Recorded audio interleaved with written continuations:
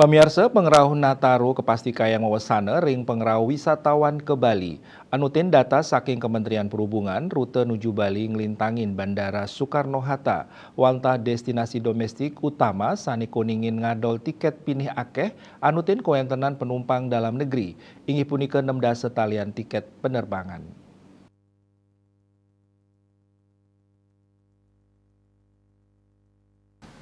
Ini nucap talar ketampenin oleh Bandara Gusti Ngurah Rai Badung, General Manager Bandara Gusti Ngurah Badung, Gusti Ngurah Rai Hendi Heryu Ditawan.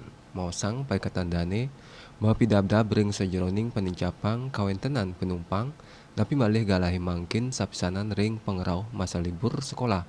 Tur maning cuti bersama pai katandane, nureksain penincapan trafik penumpang sayan becik yening sayhang sarang warsa sedurungyane.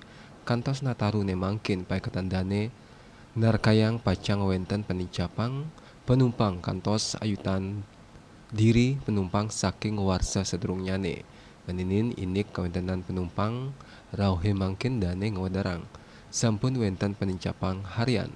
Dawak Januari kantos November arahine katahnyane gayahin 5 kutus talian diri penumpang. Pergerakan pesawat udara periode Nataru taler katarkayang nincap petang dasa 3% saking warsa sedurungyane. Pemekas ring posko Nataru warsane mangkin danen latarayang. Pakatandane sampun nyiagayang panyiwan diri personel petugas bandara.